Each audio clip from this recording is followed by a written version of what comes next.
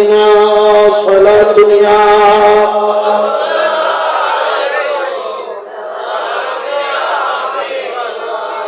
তাহলে আমার ওয়াইস কারণে স্বপ্ন ছিল, আমার ওয়াইস কারণে চেহারাটা বড় সুন্দর ছিল না, কিন্তু তার কর্ম দামি ছিল।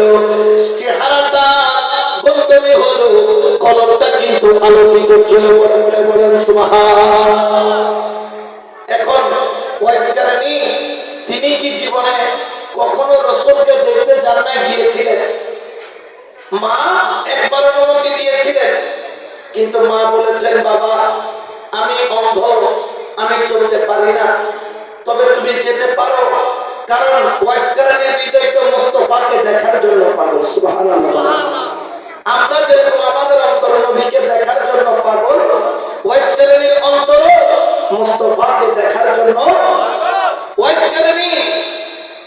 তিনি মাকে গিয়ে বললেন, মা গো, রাসূলের পাক মদিনায়, আমি এখানে, আমি একটু রাসূলের পাকের সরাসরি দিদার নিতে চাই।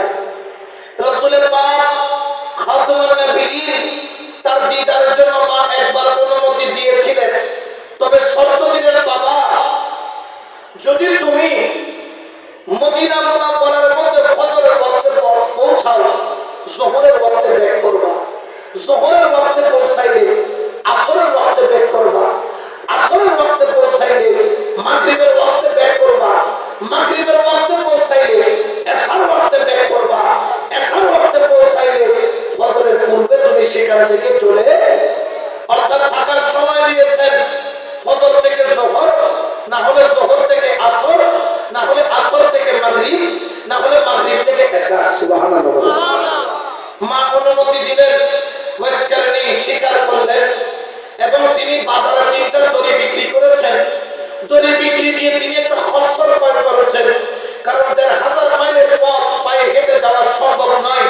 তিনি খচ্চর মানে হচ্ছে গাধা, গাধা ক্রয় করেছেন, তবে গাধাটা ছিল বয়স্ক জাঈদ। তিনি গাধাটা ক্রয় করে মুস্তাফার দিদারে রওনা দিলেন। যখন রওনা দিলেন, পথ অর্ধেক যেতে না যেতে গাধাটা আল্লাহর হুকুম মারা গেল, আর তিনি বিপদে পড়ে গেলেন। এখন তিনি ভাবলেন, সামনে যাব না পিছনে যাব। এখন আমার আকল বলে এই পথ হেঁটে যাওয়া সম্ভব নয়, তুমি পিছনে চলে যাও, ঘরে গিয়ে আবার প্রস্তুতি নাও। কিন্তু ওয়াইস কারণের ইশক বলে বের হয়েছি নবীর নামে, পিছনে যাওয়ার সুযোগ নাই, আমার সামনে যেতে হবে। বলে করে বলো সুবহানাল্লাহ। হাকিকতে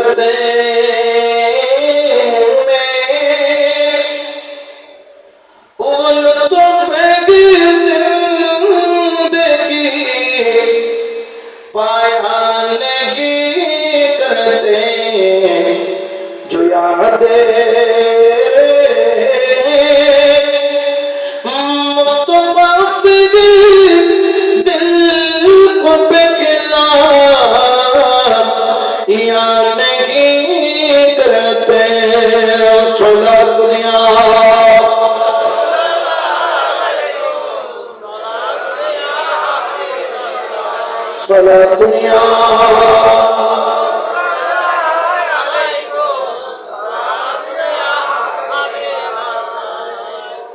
আমার ওয়াইস কারণীর যখন খচ্চরটা মারা গেল, বাহন যখন নষ্ট হয়ে যায়, আর সামনের দিকে যাওয়ার কিন্তু মুড আমাদের থাকে, কিন্তু ওয়াইস কারণীর হৃদয় কাঁদতেছে মদিনা মুনাওয়ারা। বড় করে বলে সুবহানাল্লাহ।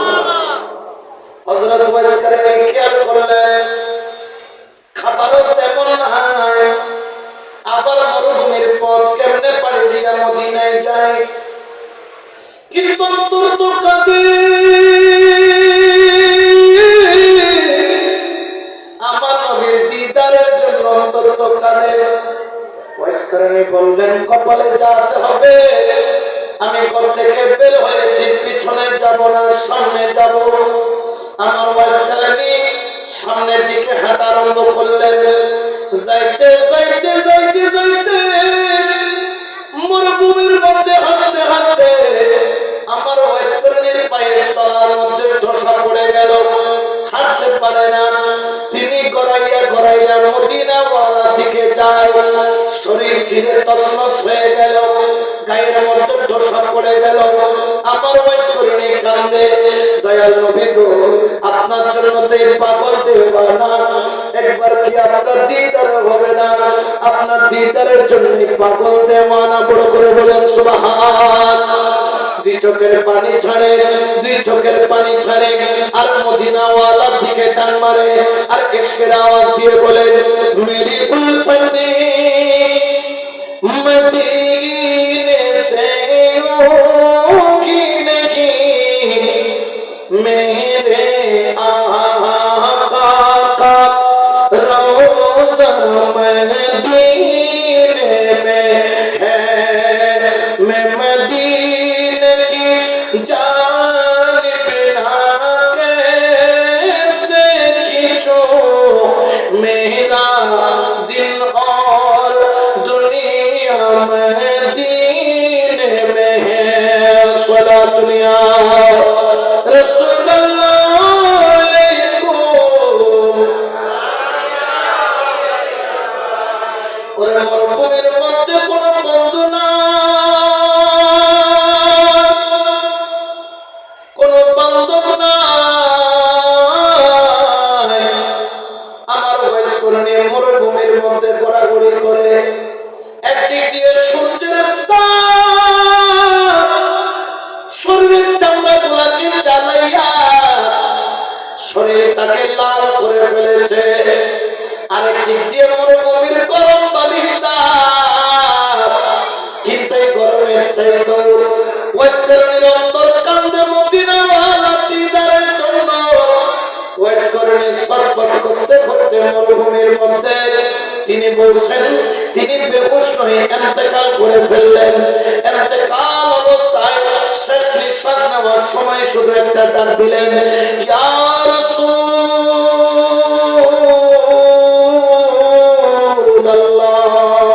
সুবহানাল্লাহ। এই বলে নিঃশ্বাস বন্ধ। কত সময় গেল ওয়াইজ করেনি জানে না। কিছুক্ষণ পর আমার ওয়াইজ করেনি চোখের মধ্যে যেন নূরের আলোর তাপ, নূরের আলোর তাপ। আমার ওয়াইজ করেনি কেন জানি নিঃশ্বাস নিয়ে চোখ দুইটা খুললেন, কে যেন ডান মারে, ওয়াইজ দাঁড়াও। আমার ওয়াইজ করেনি যখন চোখ খুললো, দেখে খুদ নবী রাহমাতুল আলামিন আমার ওয়াইজ করেনের সামনে দাঁড়ানো। বড় করে বলেন সুবহানাল্লাহ। ওয়াইজ করেন নবীকে যখন দেখলেন, যে চোখের পানি ছেড়ে দিলেন। তারিখের কিতাবের মধ্যে বলেন, আমার ওয়াইজ করেন রাদিয়াল্লাহু তাআলা তিনি ইন্তেকাল করেছিলেন, খুদ মুস্তাফা এসে ওনাকে আবার হায়াত দান করেছেন আল্লাহ থেকে নিয়ে। বড় করে বলেন সুবহানাল্লাহ। তিনি হুশের মধ্যে যখন আসলেন, আর যখন তিনি দাঁড়ালেন, দাঁড়ায় দেখেন নবীর সামনে নাই। অর্থাৎ আমার নবী বুঝাইলেন, ওয়াইসকারে দিলে তুই শুধু আমার প্রেমে পাগল তাই নয়, আমিও তোর জন্য পাগল। বড় করে বলেন সুবহানাল্লাহ। ওরে প্রেমিক ছিল ইব্রাহিমের নবী, ওরে ইসমাইলের গলে দিল ছুরি। প্রেমিকের ছিল ইব্রাহিমের নবী, ইসমাইলের গলে দিল ছুরি। ওরে কুরবানি নয়, কুরবানি নয়, ওরে কুরবানি নয়, কুরবানি নয়, প্রেমের বাহানা রে। ওরে কুরবানি নয়, কুরবানি নয়, ওরে প্রেমের বাহানা রে। প্রেম খেলা ইশকের মামেলা, সবে জানে না সোনা দুনিয়া।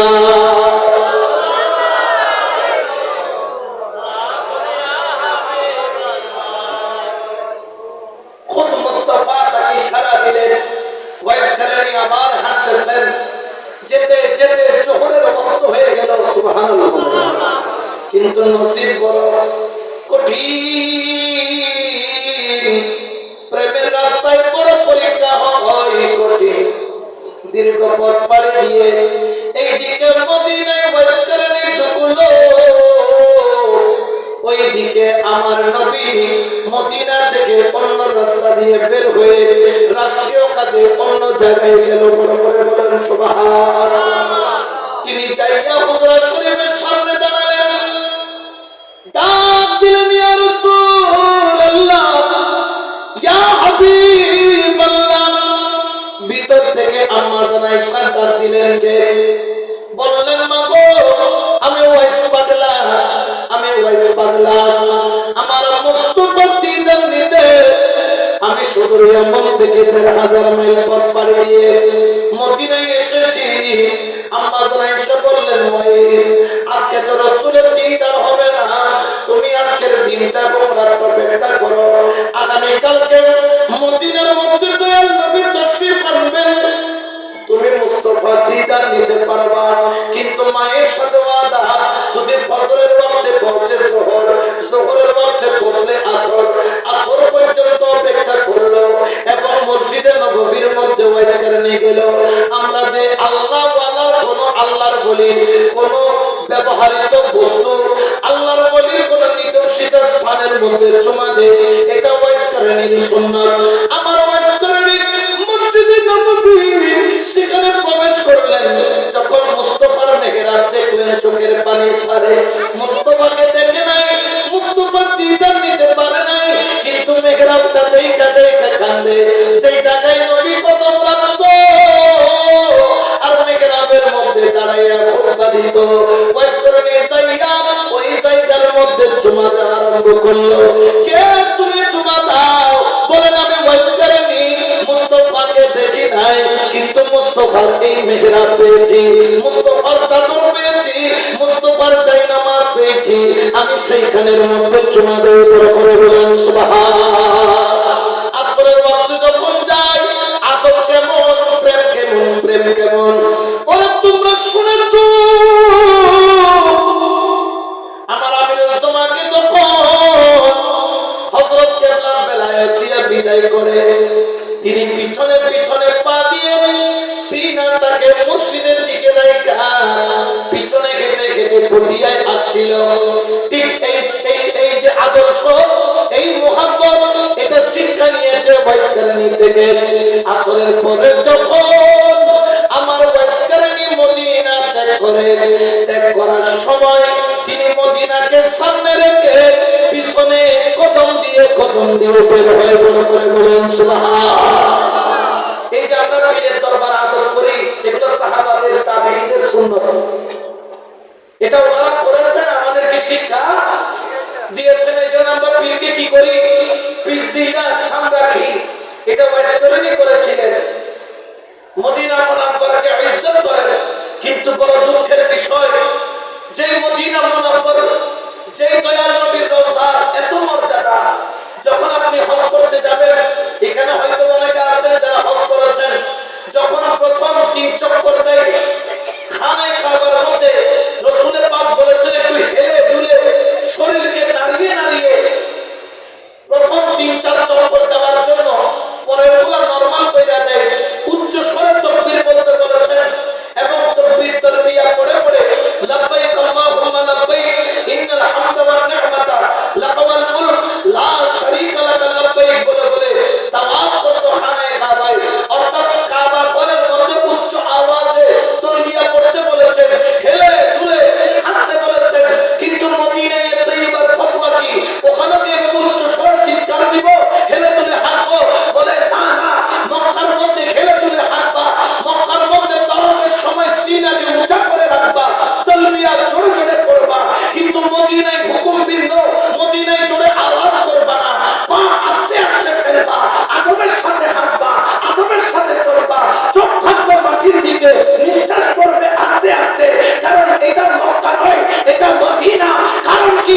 এই জমিনের মধ্যে যিনি শুয়ে আছেন, তিনি আমার রাহমাতুল লিল আলামিন। বলে বলে সুবহানাল্লাহ।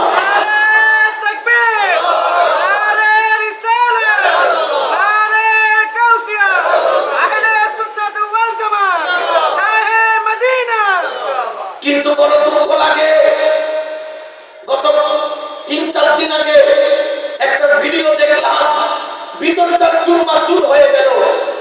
সৌদি আরবের ক্রাউন প্রিন্স যাকে বলা হয়, বাদশা সালমান, কত বড় কমবক্ত, যে মদিনার মাটি আমরা স্বর্ণ বানাই।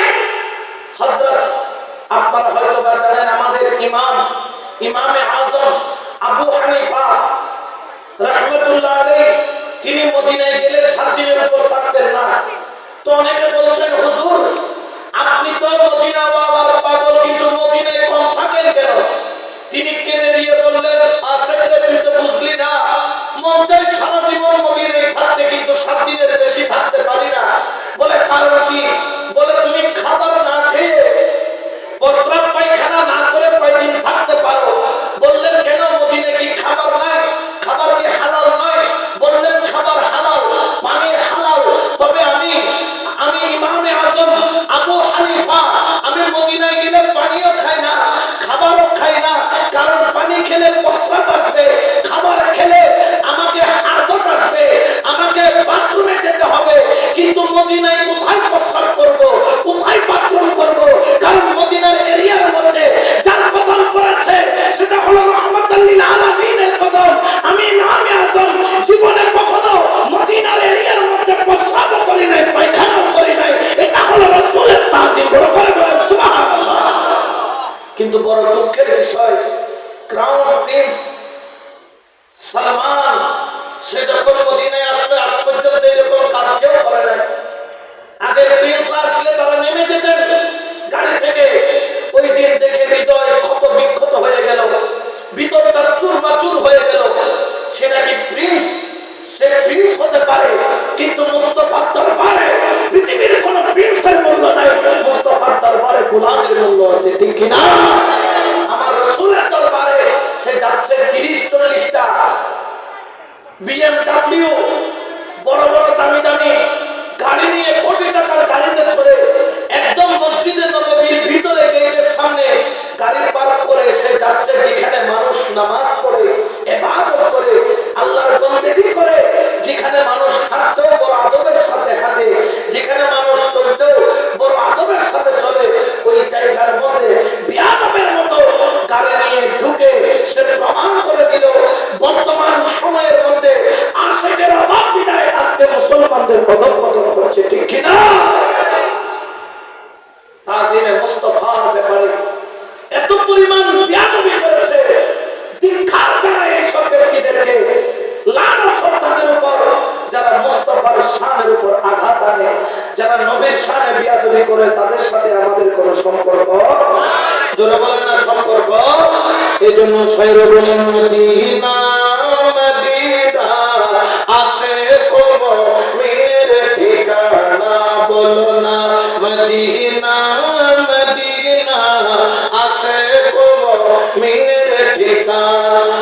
হায় হায় দিদার চেয়ে কাঁদো তোমরা, দিদার চেয়ে কাঁদো তোমরা, হও না নবীর দিওয়ানা। মদিনা মদিনা আশিক মুমিনের ঠিকানা, বলো না মদিনা মদিনা আশিক মুমিনের ঠিকানা। সালাতুল